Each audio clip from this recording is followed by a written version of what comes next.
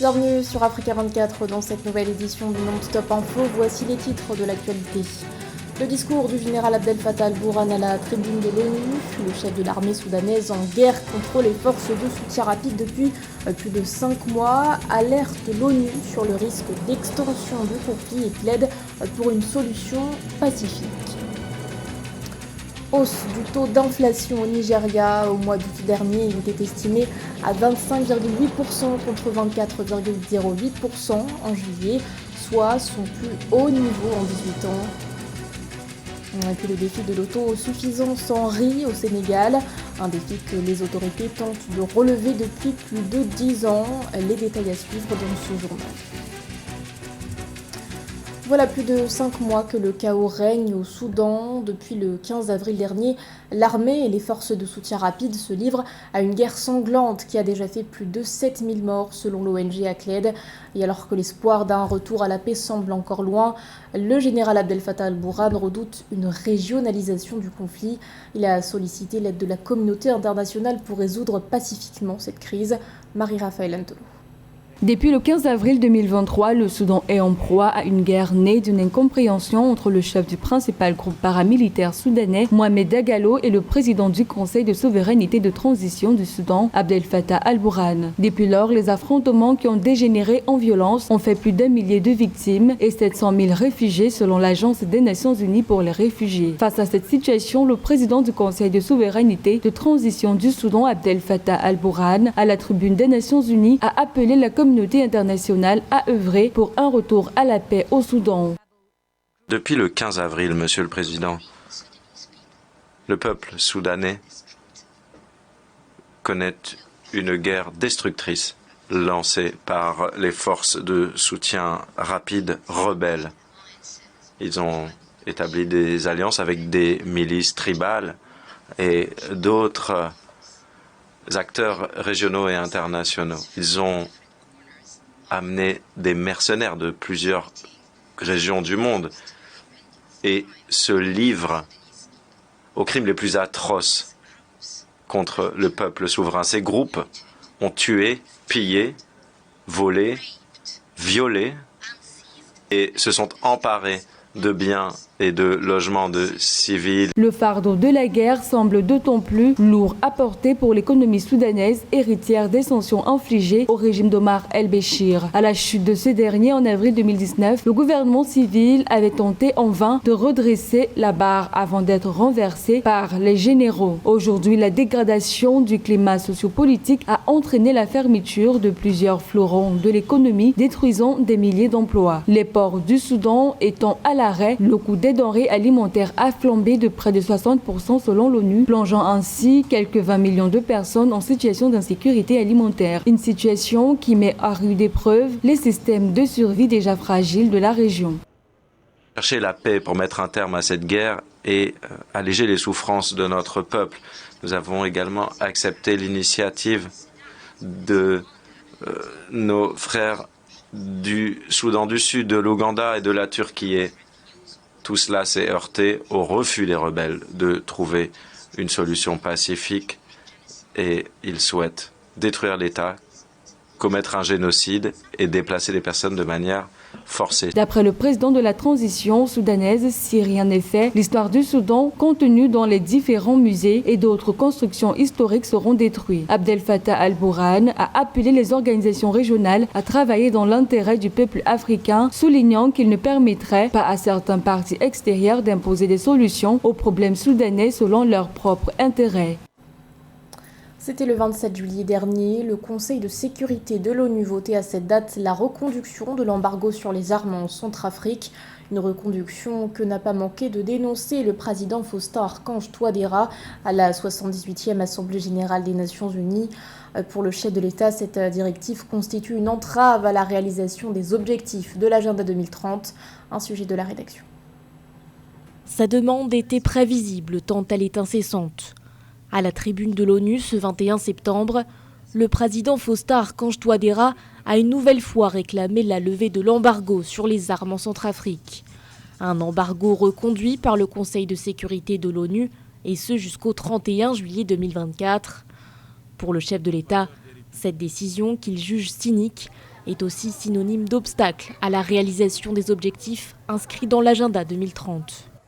La République centrafricaine dénonce à la face du monde cette cynique décision qui trahit l'intention inavouée des membres du Conseil qui l'ont votée d'instrumentaliser les régimes de sanctions à des fins de pression politique sous l'égide de l'ONU. Je dois rappeler, pour le déplorer, que les embargos sur les armes et diamants, reconduits depuis 10 ans, auxquels s'ajoute la suspension des appuis budgétaires, constituent de réels obstacles à la réalisation par mon pays des objectifs de l'agenda 2030. En Centrafrique, l'embargo sur les armes est en vigueur depuis 2013. Une année noire pour le pays puisqu'il plonge en pleine guerre civile après le renversement de l'ancien président François Bozizé. Depuis, cet embargo a été assoupli. En juillet dernier, le Conseil de sécurité de l'ONU a voté une dérogation en faveur des forces de sécurité. Une dérogation que le chef de l'État qualifie de fallacieuse. Critique envers l'instance, le dirigeant a par ailleurs réitéré une réforme de l'organe onusien.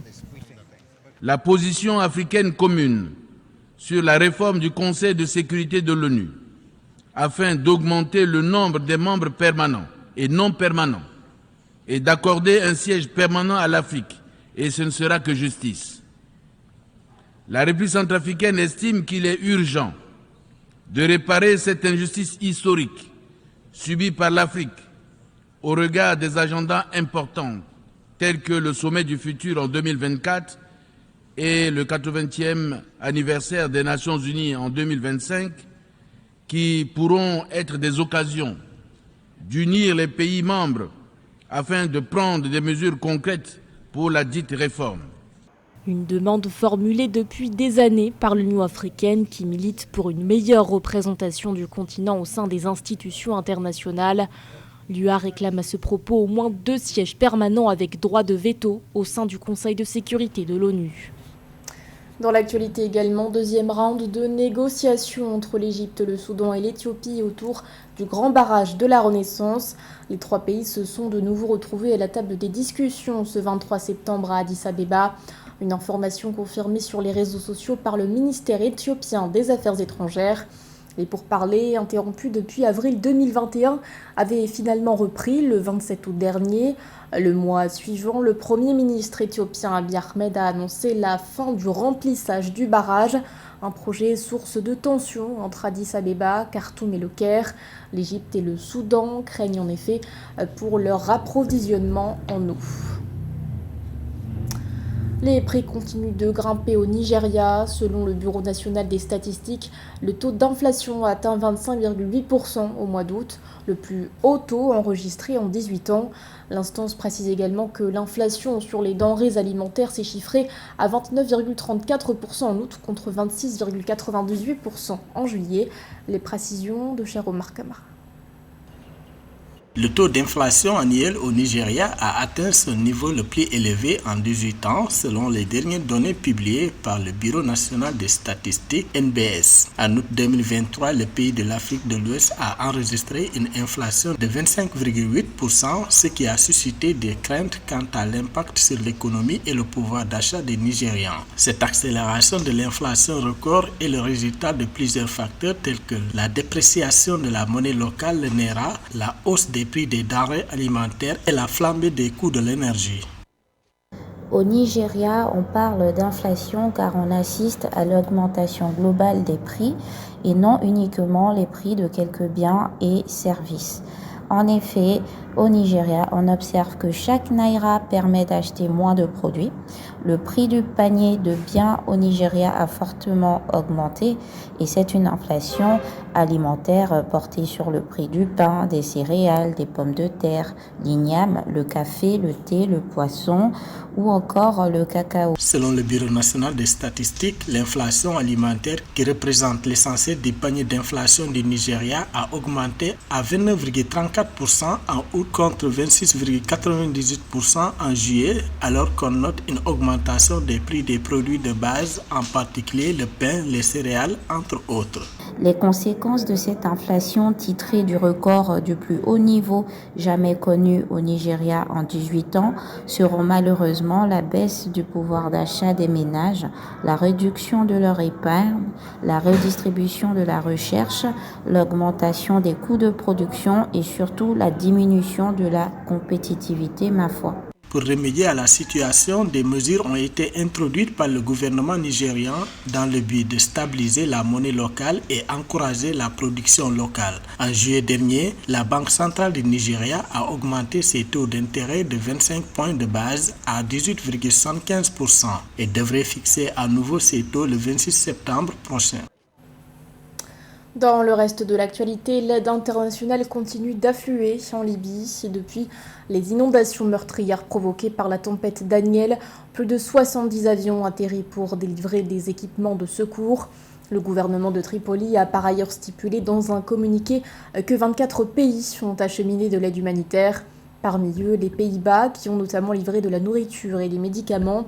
Après le drame, l'heure est aujourd'hui à la reconstruction. Le 10 octobre prochain, Derna, ville la plus touchée par les inondations, devrait accueillir une conférence internationale.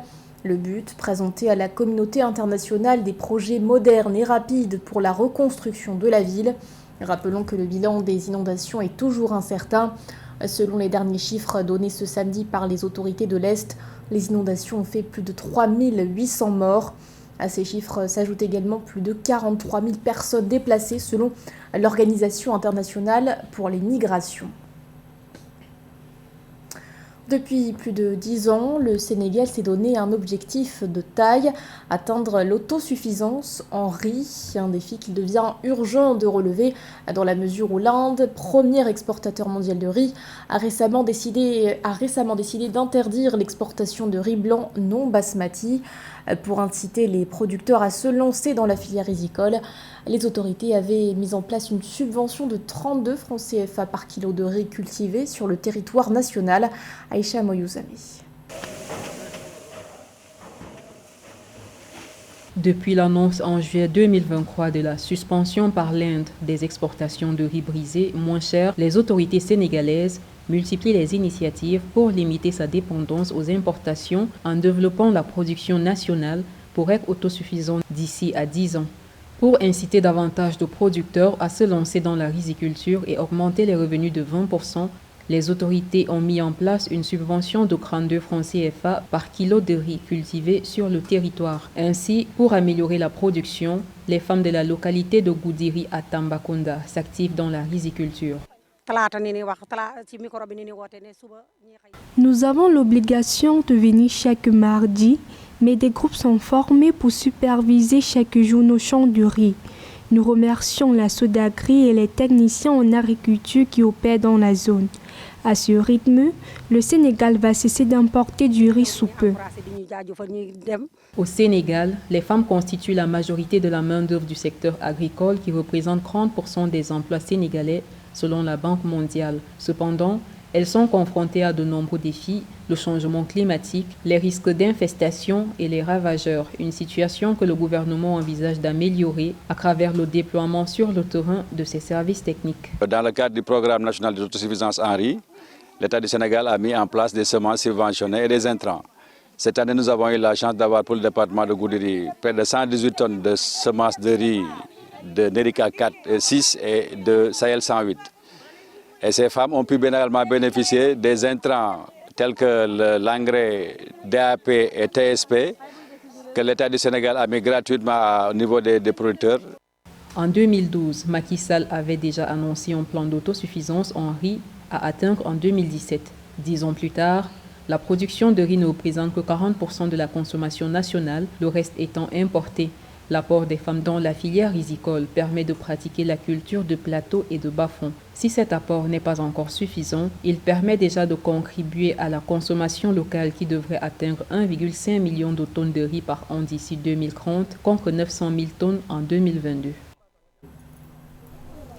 C'est un accord considéré comme historique. En marge de l'Assemblée générale des Nations unies, le traité sur la haute mer a été signé après 15 années de négociations.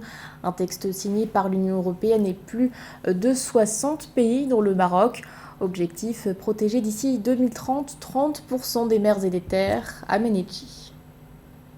Omar Hilal, le représentant permanent du Maroc aux Nations Unies à New York, a signé le 21 septembre 2023 la Convention des Nations Unies sur le droit de la mer portant sur la conservation et l'utilisation durable de la biodiversité marine des zones ne relevant pas de la juridiction nationale. La signature de cette convention s'est tenue en marge de la 78e session de l'Assemblée générale de l'ONU, positionnant le Royaume en tant que 115e pays à avoir signé cet instrument au terme de 18 ans de négociations. Ce traité est d'une importance capitale, à mon sens, dans la mesure où il a un caractère contraignant, ce qui a pour avantage de mettre les États face à leurs responsabilités et j'ajouterais même face à leur redevabilité. 7e pays africain en termes de longueur du littoral, le Maroc possède deux façades maritimes longues de 3500 km. La signature du traité sur la protection de la biodiversité en haute mer devrait permettre au Royaume de mieux contribuer à la protection des eaux internationales et de plus en plus soumises à la pression de l'activité humaine et où se développent toutes sortes de trafics. Contrairement à l'accord de Paris COP21 2015, ce traité vient combler un vide juridique qui a toujours existé au sujet de la protection et la préservation des écosystèmes marins et leur biodiversité. Mais en attendant, pour le moment, nous sommes qu'à l'étape de la signature et il faut attendre encore la ratification. La haute mer, qui représente 64% des océans du globe, génère 50% de l'oxygène et absorbe 25% du gaz carbonique provenant des activités humaines. Selon les données des Nations Unies, seul 1% de la haute mer fait l'objet de mesures de conservation, d'où le bien fondé de ce traité international adopté en juin 2023 et destiné à lutter contre les menaces marines afin de protéger d'ici 2030 30% des terres et des océans de la planète. C'était le journal de la rédaction. Merci de votre fidélité. L'actualité continue sur Africa 24.